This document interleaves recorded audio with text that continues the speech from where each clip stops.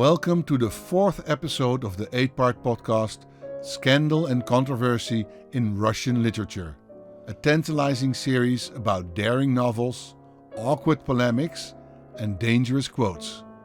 Today, a pornographic novel of ideas. Your host is Otto Boele, senior lecturer at Leiden University, specialized in Russian literature and film history. Otto, in the previous episode, Tolstoy advocated a sexless existence in the Kreutzer Sonate, but this time it's the other way around. A book about sex whenever and wherever you want. Yes, more or less. I'm going to talk about Sanin by Mikhail Artsybasjev, a novel that was published in 1907. And indeed, an important theme is sex. But before we raise expectations that we cannot live up to, sex should be understood as part of a broader philosophy of life, in which the individual takes center stage. So it's not just about sex, but it is an important component. And could it be published just like that? In 1907 there was still censorship, wasn't there? Indeed, the novel was banned shortly after publication, and it sparked quite a scandal. Just listen to some of the fierce reactions that Sanin provoked. Pornography! A revolutionary pamphlet! A call for total anarchy! No, a reactionary novel! A hedonistic trifle for vacillating intellectuals who shy away from political strife. What was all the fuss about? Plot, style, the whole feel of the novel. In all these aspects, Artsybashev remained faithful to the traditions of 19th century realism. But the philosophy of life of the title hero was new and shocking.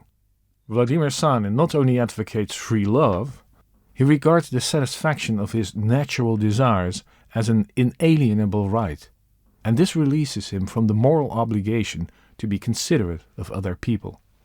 I know one thing. I live life and I don't want it to be miserable. For that, first and foremost, it's necessary to satisfy one's natural desire. Desire is everything. If desire dies in a person, life dies. The public prosecutor's office took action immediately after publication and managed to enforce total confiscation of the novel on the basis of Article 1001, also known as the Article Against Pornography. But this didn't prevent the novel from remaining in the center of attention for about 3 years, after which it acquired a place in Russia's collective memory as an almost mythical text. A scandalous novel that you could only read about, but remained inaccessible to the Russian reader for over 70 years. It was published again only after the Soviet Union collapsed in 1991.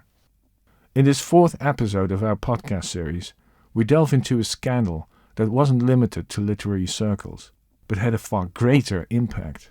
High school students, their distressed parents and teachers, the Ministry of the Interior, and last but not least, Russia's Prime Minister Pyotr Stolypin. Everyone had an opinion about Artsybashev's novel and its assumed influence on young readers in particular. This is a history in which rumours and urban legends play an important role. Not everything you will hear did actually happen, but Artsybashev's contemporaries and Soviet historians really struggled to distinguish between fact and fiction. Many were convinced that Russia was hit by an epidemic of moral depravity, indeed by a sexual revolution, and that Sanin, this seemingly traditional novel, had played an important role in it. Let's start with the opening paragraph of the novel. During that most important stage in life, when a man's character is formed, Vladimir Sanin had lived apart from his family. No one had looked after him, no hand had borne down on him, and this man's soul had developed independently and distinctively, like a tree growing in a field.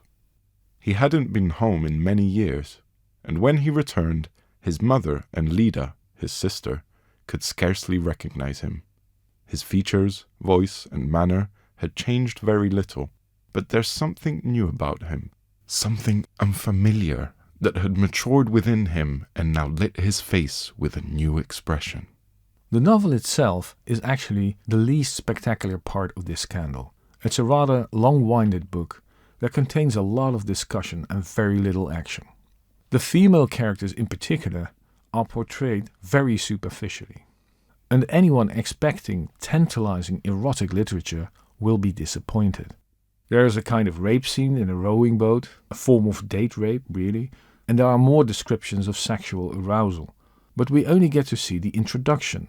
At the supreme moment, the camera pans away, or a new scene begins. The vocabulary is also extremely tame. Bosom, in the sense of female breast, is probably the most risqué word you will encounter, although it appears 47 times in the entire novel. So, especially by our 21st century standards, the idea that we are dealing with some form of pornography is simply ridiculous. The climax of the rowing boat scene, the most controversial scene of the novel, is described as follows. There was darkness all around, the pungent smell of fresh water and grasses, a strange chill, heat and silence. She suddenly experienced inexplicable loss of will.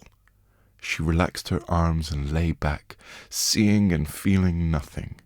With both burning pain and agonizing delight, she surrendered to another's strength and will, those of a man. Still, one can imagine that Sanin was perceived as offensive because it made a case for free love, not in an economic sense, that women in particular should be able to follow their heart and their choice of a partner should not be determined by financial considerations. That is the 19th century conception of free love. Sanin is about free love in the more free-spirited, hippie-like sense of the word. That is, about the right to change sexual partners more than once, which means that the concept of fidelity is abandoned. Free love, in that slightly more anarchic sense, was a theme that had preoccupied Mikhail Artsybasjev for some time. A year before Sanin came out, he published the story The Wife, which, in spite of what the title suggests, describes from a male perspective how mind-numbing and oppressive the dictate of eternal fidelity can be. The narrator, a main character of the story, is a young man who falls in love, but immediately loses interest in the object of his affection the moment he marries. Because the narrator's wife has more traditional ideas about marriage and drives her husband crazy with her fits of jealousy, he decides to leave her. Later, they coincidentally meet again, and now becomes clear why the story is called The Wife. It's mainly about her development. Now that she's had a moment to think about the situation, she comes to share her husband's philosophy of life, and now recognizes that monogamy is not only an untenable, but also an undesirable ideal. She still has some reservations about the upbringing of their son. He will now grow up without his father, but the narrator casually dismisses that, arguing that raising children is better left to women anyway. So that's all taken care of. The story is strongly autobiographical. Artsybashev himself got married at the age of 21, but soon left his wife and their baby son. Unlike in the story, the harmony between husband and wife was never restored. Ironically, Artsybashev's story is about a male chauvinist pig rather than about his wife. And believe me, I have no desire to defend either the story or Artsybashev himself.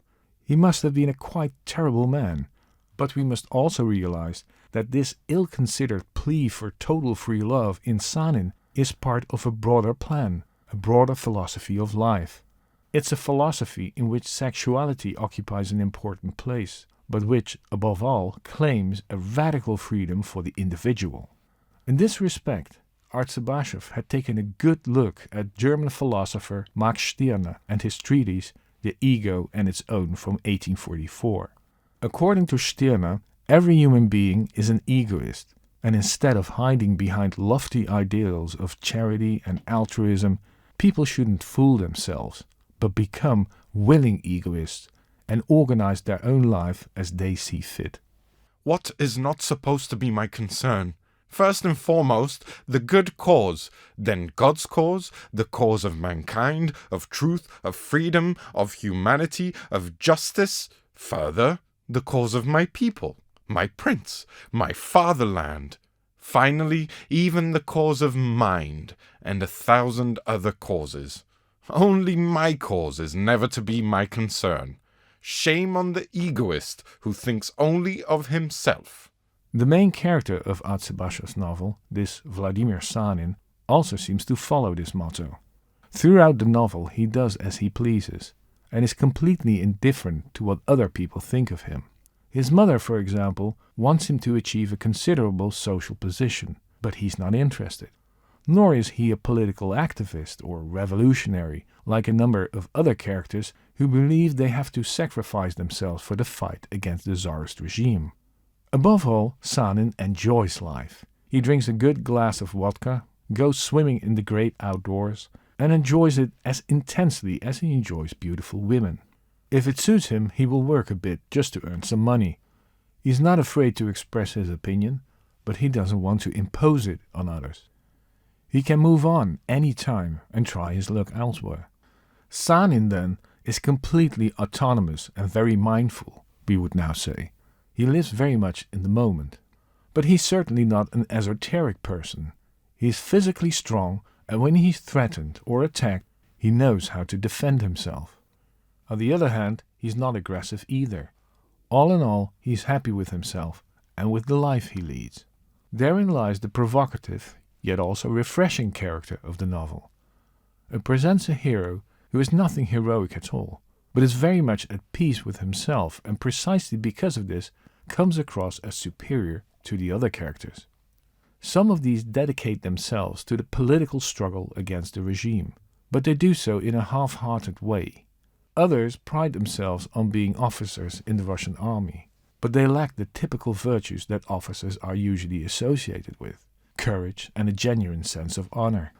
All of this stands in sharp contrast with the always composed Sanin, who makes fun of all those inflated egos that surround him.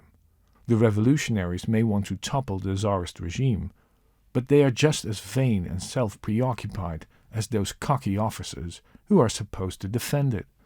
Because of his evenness and inner peace, Sanin does not change at all in the course of the story.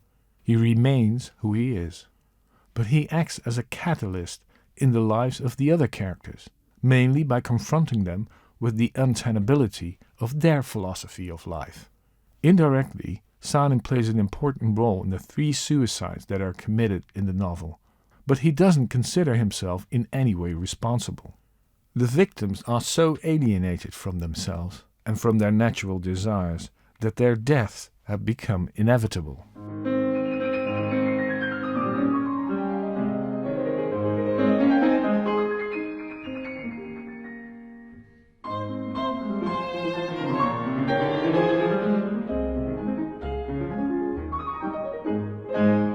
The story begins with Sanin's return to his hometown somewhere in eastern Ukraine, the region where Artsybashev himself came from.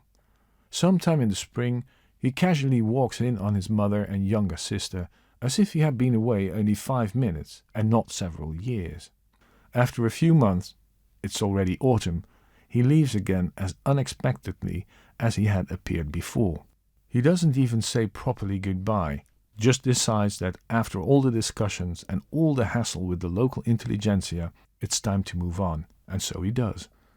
Particularly, the last paragraph of the novel was widely perceived as an affront. What the reader had suspected all along was now finally confirmed, namely, that Artsybashev's hero, a womanizer and a hedonist, was upheld as some superior human being. The closing image is that of a triumphant Sanin, walking towards the rising sun. It's a telling image that is strongly reminiscent of the closing passage of Thus Spoke Zarathustra by Friedrich Nietzsche, a work that Artsybashev claimed never to have read, but which nevertheless seems to resonate with this novel. Just listen to the last paragraph. Sanin breathed easily and gazed cheerfully at the endless expanse of the earth, advancing with powerful, broad steps farther and farther towards the bright, joyous light of dawn. And when the steppe awoke, its distant fields blazing blue and green, when it spread itself beneath the immense vault of the sky, and when the sun rose sparkling and shining ahead of him, it seemed as if Sanin was striding forth to meet it.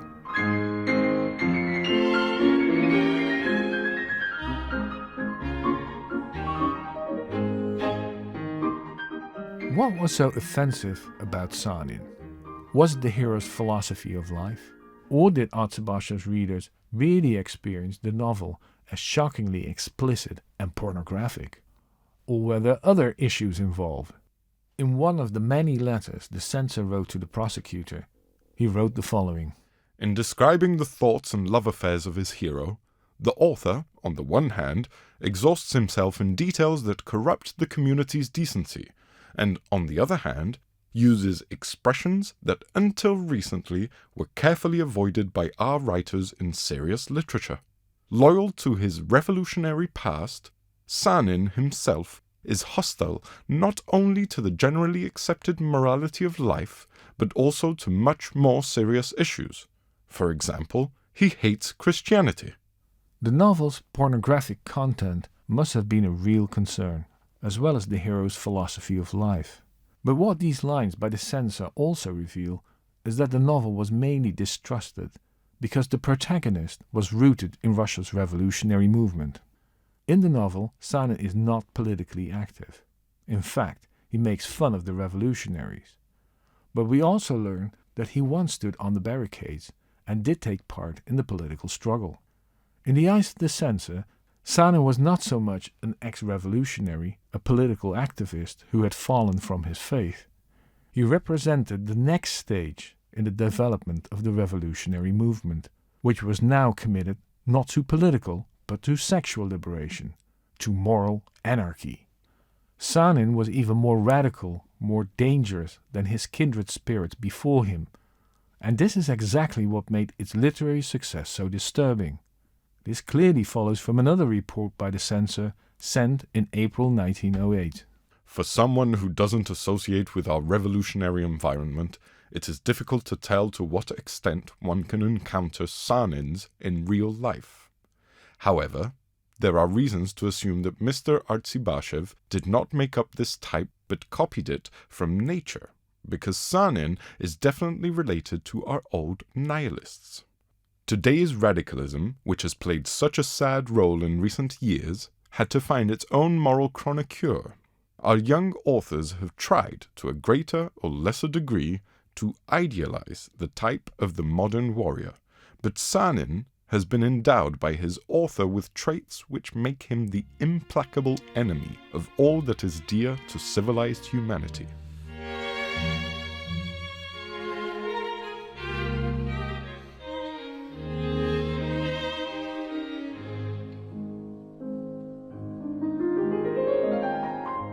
This is Scandal and Controversy in Russian Literature. Your host is Otto Boele.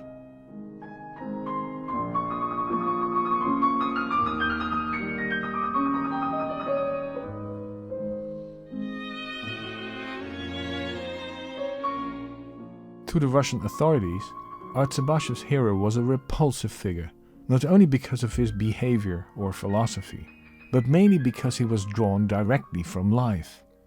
If he had been just a fictional hero with reprehensible views, the damage would still be manageable. The problem was precisely that he represented a real type that could also be encountered in reality, in society. But how could they be so sure that Sanin was not an invented figure? What was this conviction based on? And who was meant by those old nihilists to whom Sanin was supposedly related?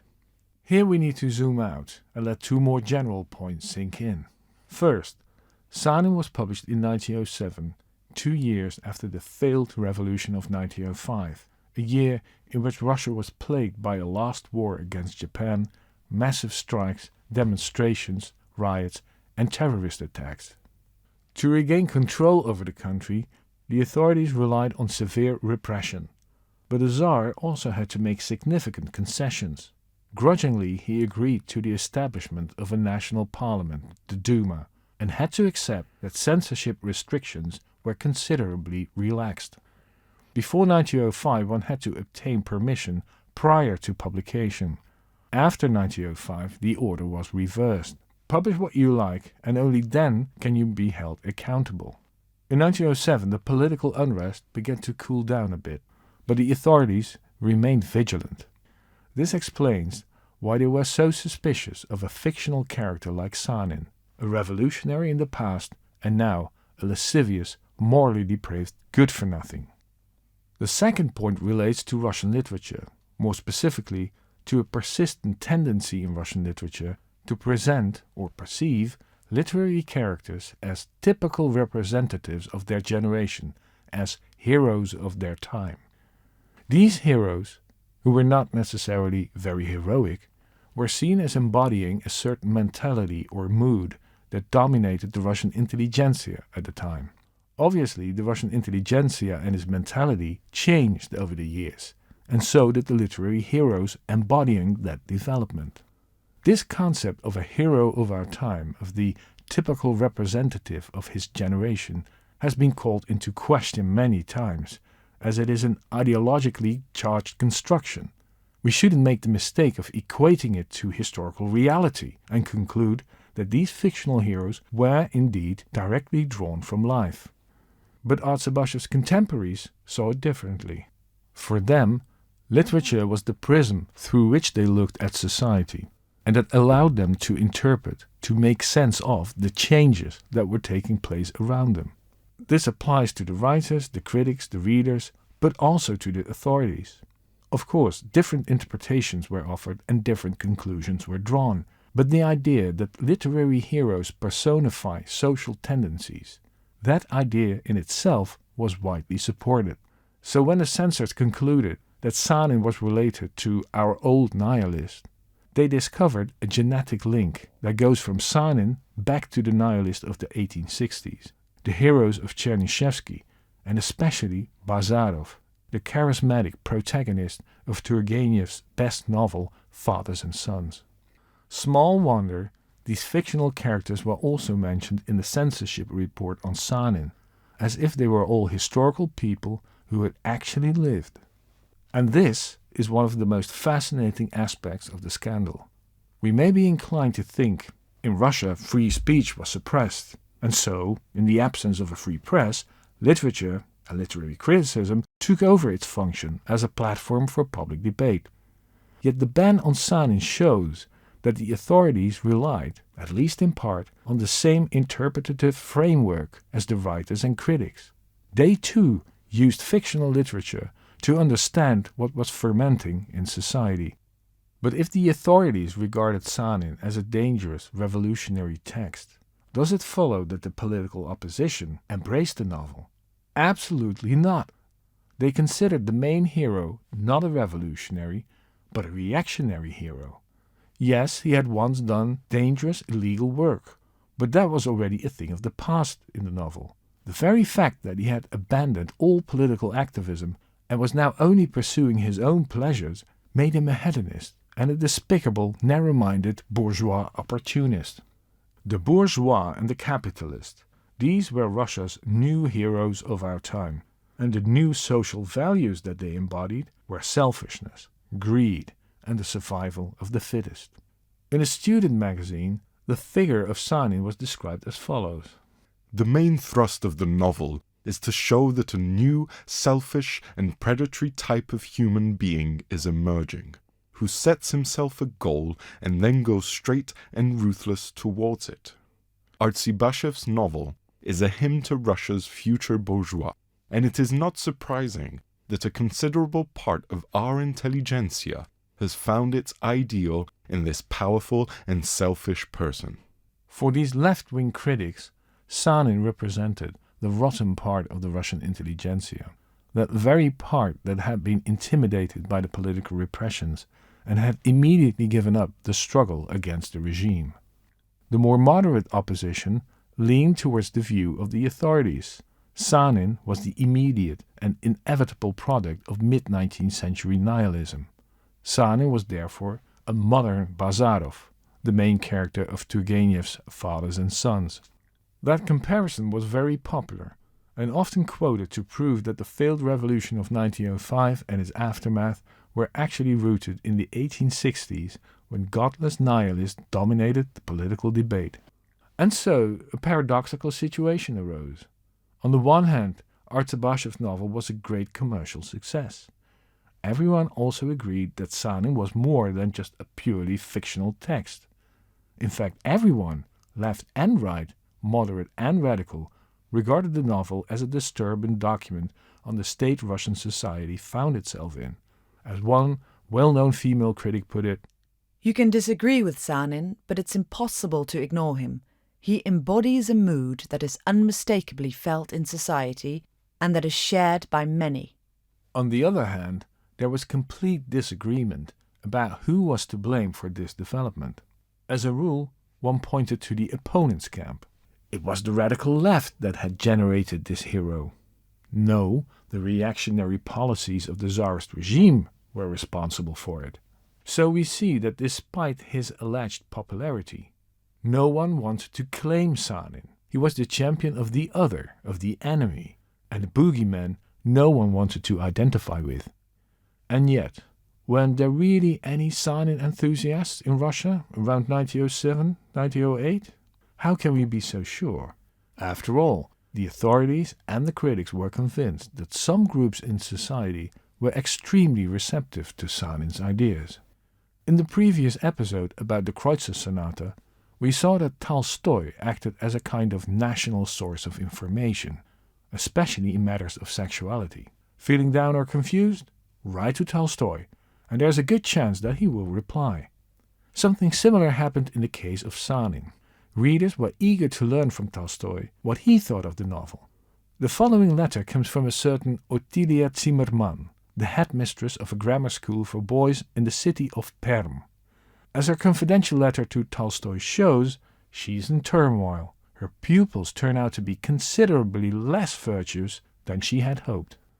"Dearest Lev Nikolaevich, I am the director of a grammar school for boys that I founded together with my sister. I am convinced that we should not only teach but also educate. I think it is possible and also necessary to discuss everything with boys aged 17, 18 years to warn and protect them from drunkenness and immorality. Just last year I was convinced that my students were pure and did not drink alcohol, but they confessed to me that they visit restaurants and they get drunk. And now I have learned the most terrible thing from them. They are already morally corrupt. One of them tried to poison himself after his confession, but he was saved. If I had any talent, I would write something that would allow them to come to their senses, to return to humanity, to family life. But what do they read nowadays? They engross themselves in Sanin. They say the hero is better than anyone else because instead of concealing his depravity, he openly and boldly expresses what others only think, yet dare not say. A secret society has also been set up in our town. 8 girls have delivered babies. 1 has taken her own life. A boy has shot himself in the head. I beg you, write something for the youth, for our poor, weak and willless youth. Help me, Lev Nikolaevich. And please destroy this letter immediately after reading it. I don't want anyone to find out how bad my boys really are." Fortunately for us, Tolstoy didn't comply with Ottilia Zimmermann's request that the letter be destroyed, so it has been preserved in Tolstoy's personal archive. And more than 100 years later we can share in the moral panic of a headmistress from the Russian provinces. Ottilia Zimmermann's anxiety comes across as authentic, but it's hard to avoid the impression that she was overreacting and was very inclined to see connections everywhere. Furthermore, we can ask ourselves how trustworthy the information is on which she relied. That she had a serious conversation with her pupils, and that they turned out to be not so exemplary, that is all very plausible, although we immediately wonder how strange it is that 17, 18 years old start experimenting and thereby sometimes push the limits. But then Zimmermann's story becomes very spectacular. A wave of teenage pregnancies, suicide attempts, and a secret society in which the local youth practices free love. To us, it's interesting that Artsybashev's novel is explicitly mentioned here, and that Zimmermann points out that her pupils can't get enough of it. With this observation of the headmistress, we seem to penetrate a little deeper into the readership where Sanin apparently did catch on, the youth. But strictly speaking, Zimmermann's letter is only second-hand information. It's not even clear whether she's only talking about her own pupils or about youth in general. How many readers would have been prepared to express their admiration for Artsybashev's hero so openly and without any reservations? The archive of the Theatre Museum in St. Petersburg stores what at first glance appears to be fan fiction, sequels, variations on and stage adaptations of Sanin written by non-professionals. But the vast majority of this material makes fun of the novel, among other things by unmasking the hero. Sanin turns out to be not as confident and consistent as in the novel. He contracts a venereal disease, impregnates a girl, and is beaten up by her father. Or he is tormented by pangs of conscience, repents, and renounces his philosophy of life. Yes, there must have been readers who genuinely admired the hero, but skepticism, disapproval, and moral outrage predominate. And yet Otilia Zimmermann was convinced that most of her pupils adored Artsybashev's hero, and even tried to emulate him. Whether they were misled by Sanin, or found in the novel only confirmation of ideas they already harbored, in the perception of Otilia Zimmermann and many of her colleagues, Sanin-like behavior seemed to be the rule among young people in 1908 rather than the exception. March 4th, 1908, Moscow. On March 1st, Mr. Meistrach was to give a lecture in Theatre Studio on the theme Sanin and the Sexual Question. The well-attended event was about to begin when furious footsteps resounded from the foyer, followed by a crowd of about 300 people forcing their way into the hall with great racket. The mostly young disruptors immediately took the remaining seats, positioned themselves provocatively in the aisle, and even stormed the lectern, after which they began to drag their female supporters onto the stage amid thunderous laughter. The audience already present reacted indignantly and reprimanded the youngsters for their behavior, but they responded with blaring jeers. "We are followers of Sanin. We reject your outdated conventions." It's hard to tell exactly what happened in Moscow in March 1908. Of course, lectures and discussion evenings about Sanin did take place, especially in the spring of 1908 when the novel was fully published, but not yet banned. That incident sometimes occurred seems perfectly plausible. But this report from the local newspaper, The Voice of Moscow, gives the impression that we are dealing with structural disturbances in which the instigators openly and loudly refer to Artsybashev's novel as the main source of inspiration. Some skepticism is in order here. Let's not forget that around this time, the newspapers reported extensively on the misbehavior of the so-called hooligani, from the English hooligan, of course. That is, street violators, young men behaving provocatively in public, or whose behavior was perceived as provocative, harassing people and provoking the police. The newspapers, especially in 1905-1906, were full of reports about these hooligani. And here again a question arises. Was this kind of behavior really more common than, say, 10-15 years earlier?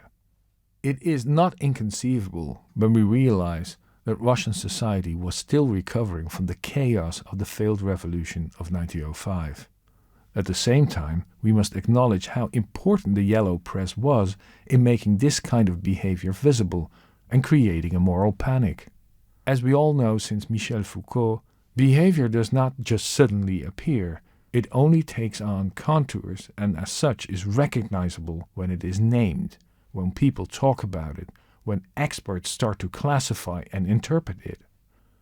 Something similar seems to be happening here. The press enjoyed almost maximum freedom to cover these scandals and introduce all kinds of experts, such as doctors, psychologists, and writers. It's far from surprising that Sanin also appears in this context, the supposed epidemic of hooliganство. But this means that we have every reason to treat that report in the Voice of Moscow with suspicion.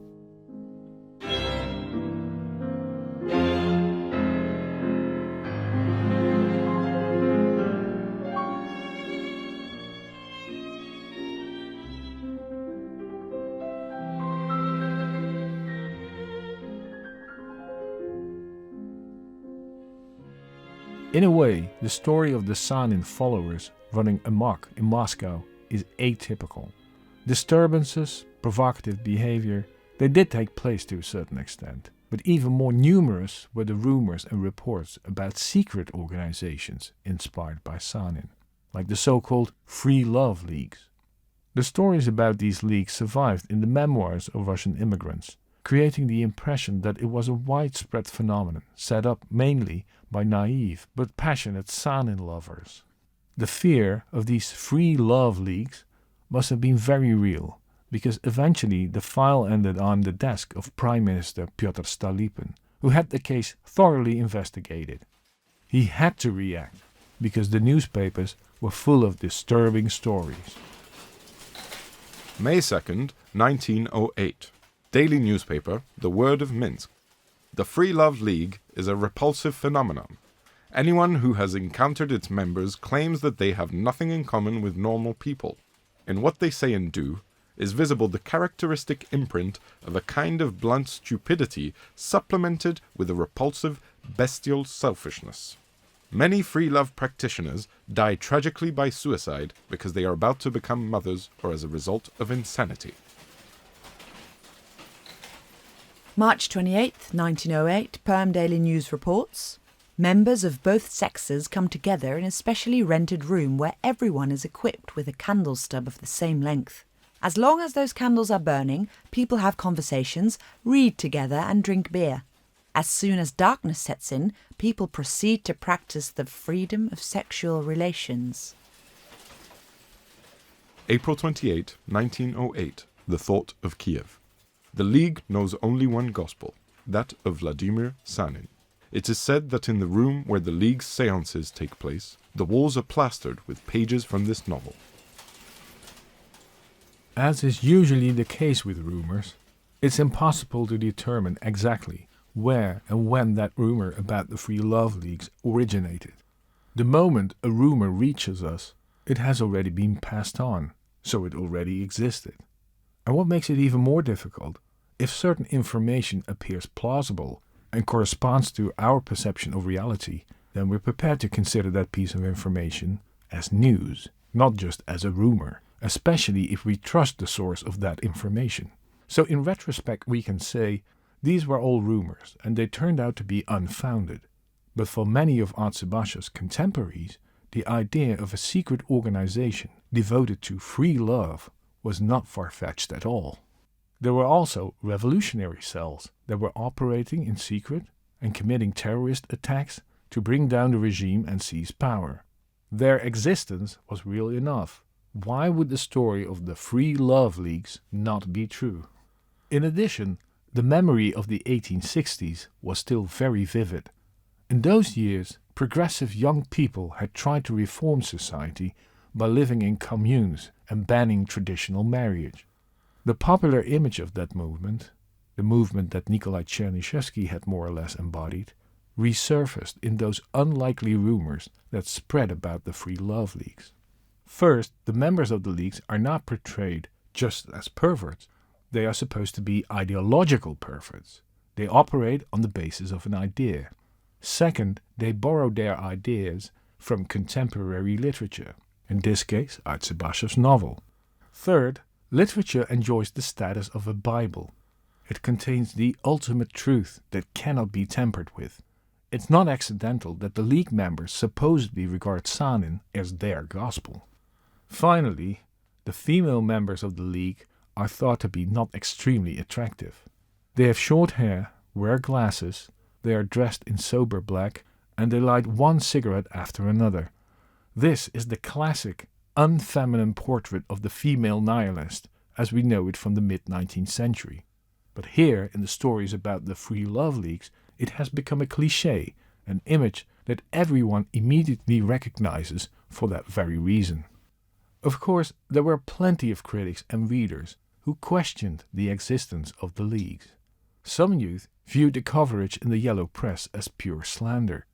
If they did believe the leagues existed, they renounced their activities, for example, through letters to the editor. This outrage is probably the best proof that we should take the idea of society's moral decay with a pinch of salt. On the contrary, some people were extremely vigilant. But it was precisely the familiarity of the rumour's main ingredients, the determining role of a fashionable novel with a charismatic protagonist, that contributed to the moral panic. A moral panic that had taken hold of the authorities and a considerable part of society.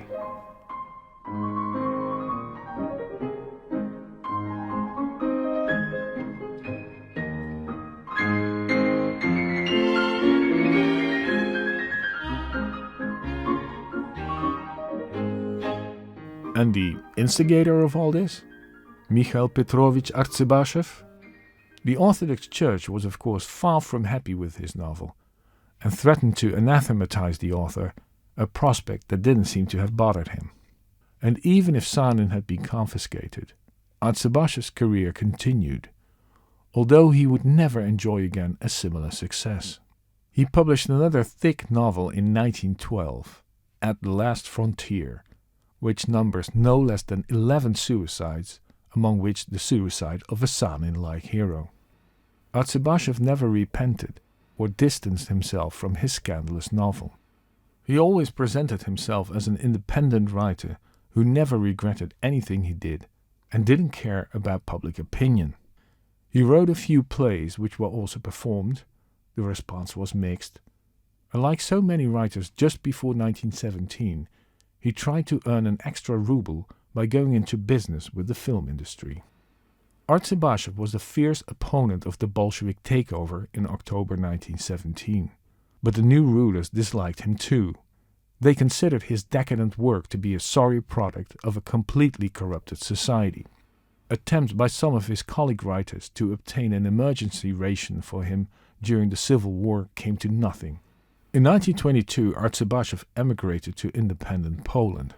There he continued his fight against the communist regime for some time, publishing outspoken opinion pieces and columns until he died in 1927. Thank you, Otto. Will the next podcast again be about a book with sex as its main theme? Maybe we should rename our series into Sex, Scandals and Controversy in Russian Literature. I can reassure you, Boris Savinkov's The Pale Horse is not about sex, but about terrorism, more precisely about a terrorist attack. And the author knew what he was talking about because he was a terrorist himself. Scandal and Controversy in Russian Literature is a podcast by Otto Boele and Kai Mastenbroek, produced by Electrical Films. Voice actors are Maruska Hamer and Domenico Gemoli. This series was made with contributions from the Anna Croisset van der Kap Fund and the Leiden University Center for the Arts in Society. The names of the translators and other important references can be found in the description of this podcast. The series is copyrighted by Otto Boele and Electrical Films.